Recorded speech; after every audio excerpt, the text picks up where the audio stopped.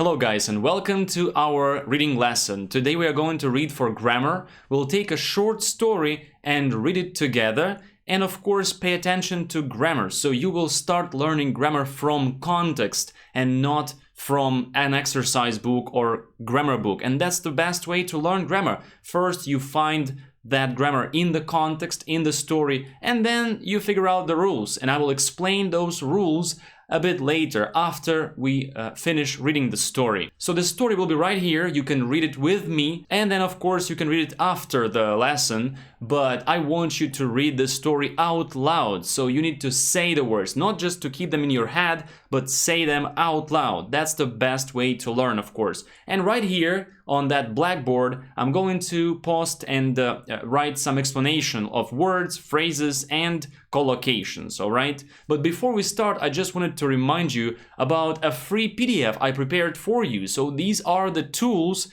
that you can use to maximize your results in learning. So when I was a student, I learned English with books, just books, you know, maximum CDs, all right? And of course, maybe paper dictionary, but now you can use all the online tools available to maximize your results and to improve your learning process, basically to learn easier and faster. So check out that PDF, the link is in the description. Now, we can start reading the story. Let's go. Timothy Donner looks like an average student in his t-shirt and jeans. But there is something very special about him. He speaks 20 languages. He doesn't speak all of them equally well, but he is very comfortable in many of them. He feels most comfortable with Hebrew, Farsi, French, and Arabic. At any one time, he is studying 3 to 4 languages. So a few comments here.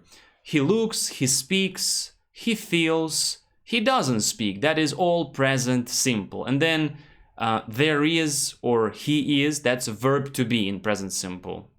Then he is studying, that's present continuous, obviously, right? And then what are those? Hebrew, Farsi, French, Arabic. So Hebrew is spoken in Israel. Obviously, Farsi is spoken mostly in Iran. And then French, that's of course French language spoken in French, and Arabic spoken in many countries, Arabic language, right? So these are 4 languages he's studying, you know? And he's actually very comfortable with those languages. 2 words here, t-shirt, jeans, might be interesting for you. Those are items of clothing. Okay, moving on to the next page. Videos of him are going around the internet. In one video, he's riding in a taxi and talking to a Haitian taxi driver in French. In it, he is telling the driver that he wants to learn Creole, a language of Haiti. In another, he is speaking Polish with the owners of a video store in New York, where he lives. So, as we can see, Timothy lives in New York, and that's basically present simple, lives, wants. Then we can see a lot of present continuous here. Videos are going, he is writing, he is telling, and he is speaking. So that is all present continuous. In another, he is speaking Farsi with the owner of a bookstore. He's asking the Farsi speaker for more information about that language. In other videos, he is studying Mandarin or discussing the similarities between Hebrew and Arabic with native speakers of these languages. He also speaks Urdu, Indonesian, Swahili, and Ojibwe, an American Indian language. I'm not sure I pronounced that one correctly, but again, all of these words represent languages. Farsi, Mandarin, Urdu, Indonesian, Swahili, and Ojibwe. I'm not sure if I pronounced that correctly. As you can see here, we see a lot of present continuous. He is speaking, he's asking, he's studying and discussing. Why? Because we describe what's happening in the video and you use present continuous for that purpose. And then he also speaks Urdu. That's just a fact about his life, so we use present simple, yeah? Donner spends almost all his time trying to learn languages. To learn some languages, he takes classes. To learn others, he studies on his own. He always looks for opportunities to practice with native speakers. Sometimes he uses video chats to practice with native speakers in other countries. He uses other methods to improve his language ability. So we'll see what kind of methods he uses in a second, but as you can see, now it's all present simple. He spends, he looks, takes, studies, uses. Why is that? Because now we are not explaining the video, but we are just talking about his life. So he always does that. As you can see, there is also a marker, always. We use always, that's an adverb of frequency, with present simple, yeah? So what are the methods he uses? He memorizes the lyrics of songs and watches movies in other languages. He really enjoys himself. He thinks that language helps you connect to other people. When he speaks another language, he feels like a different person. Interestingly, he doesn't study Spanish. For him, Spanish isn't challenging enough. So, when you talk about grammar, all of these sentences are written in present simple. He memorizes, he watches, and so on. We have a negative sentence, he doesn't study. That's a negative one. And also negative for the verb to be. Spanish isn't challenging, yeah?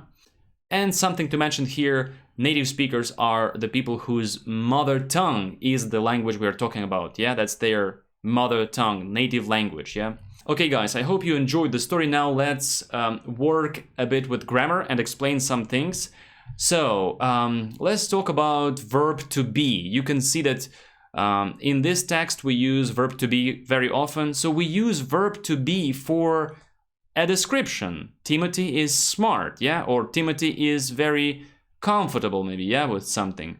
Then we use it for classification. Mandarin and Cantonese are languages of China. So you explain, you classify something, yeah?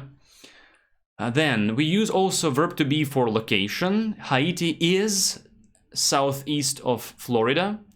Then weather, of course we use verb to be for the weather. It is warm in Haiti all year. Reactions to weather as well. I'm hot, let's turn on the air conditioning. Or maybe you could say I'm cold, let's turn on the heating. All right. Timothy Donner is from New York. Of course, we use verb to be for place of origin, yeah? I am from Ukraine. You are from Brazil, and so on. How old is Timothy now? What do you think? Of course, we use for age. How old are you? I am 31, you know? We say, we use verb to be. Then we also use it for physical states. I am hungry, or he is comfortable, yeah? We use it for time. What time is it in New York now? Yeah. And then when you answer the time, you say it's 2 o'clock or it's 7 o'clock. And you also use verb to be with there, like there is, there are, or there was, there were, if we talk about past form of the verb to be. So there are many languages in India. Okay, that was verb to be. Now, present simple. You saw a lot of examples of present simple here, so just let's remind each other those formulas. Yeah, so you speak Urdu, you don't speak Hindi. Do you speak Farsi? That's the question. So we use do in question and don't in negative sentence for you, I, we, they. But for he, she, it, we add s in the affirmative sentence. So Timothy studies Farsi, right? And he doesn't study Spanish. In negative, we use doesn't for he, she, it. And does he study French? We put does at the beginning of the sentence, and that's how we form a question here, yeah? Now, present simple. When do we use present simple? First of all, we use the simple present with facts. As I told you, some facts, general truths, habits, and customs, yeah? Like about Timothy. Timothy speaks 20 languages. He loves languages. Yeah, as you can see, we add s for he, she, it. So that's present simple. We also use present simple with regular activities and repeated actions. So he often practices. He always tries to learn new things, you see? And that leads us to frequency, the frequency adverbs. So these are kind of marker words, so words like always, almost always, usually, generally, frequently, sometimes, occasionally, seldom, rarely, hardly ever, almost never, not ever, and never, we use them with present simple. So whenever you see one of these words, that is surely present simple, usually, yeah? Like in the sentence, Timothy is always interested in languages. He sometimes finds native speakers to talk to.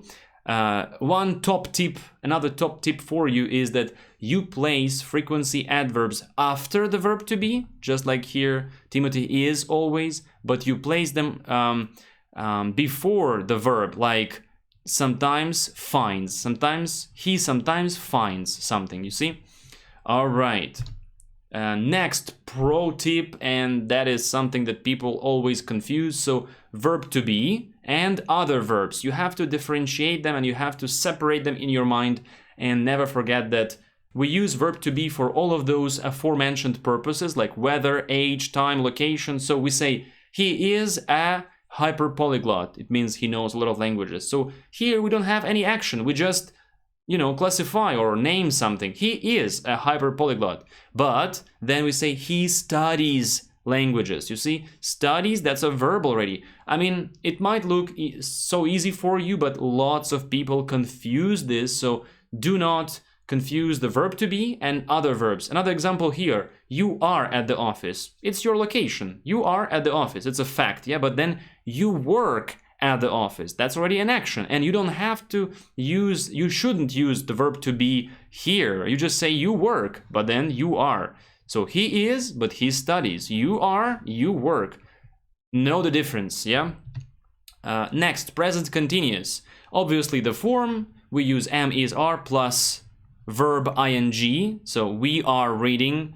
Are we reading? Yeah, that's the question here. So that's the formula. And then when do we use it? As you can see here, I prepared a little table. So we use present continuous for actions that is for an action that is happening at the moment, right now. We are practicing English in class now. We also use the present continuous to describe what we see in a picture or a video. As you remember in the story, we were saying like, okay, in this video he's discussing or he's talking to someone, yeah? Then we use present continuous for an action that is ongoing over a long period of time. That's why in the story was also there was like sentence, Timothy is learning many languages. So it's not like at the moment, it's not in general, but it's over a longer period of time, and we use present continuous in that case. Then the last rule for present continuous, when do we use it? We use present continuous to describe a trend. So something is gaining popularity, like Mandarin is gaining popularity as a world language. You use present continuous to describe some changes. Something is changing, the prices are rising, the language is gaining popularity, all right? Then one more pro tip, top tip. Of course, to describe what you see in the picture or video, you use present continuous, but you can also use present simple. So when there are too many actions happening at the same time, or one after another, doesn't matter. And as you speak, as you describe them, they are changing, yeah? So they finished almost as soon as you've said the sentence, yeah? You can use present simple. This is common for sports commentary, yeah? Like he takes the ball, he runs down the wing, and he scores. So when you look out of the window and you see a guy doing something, and you explain this to your friend who's in another room, so obviously you can use present simple. You say, oh, that man, oh, he opens the door, look, he gets out of the car, and so on, you see? So I'm using here present simple.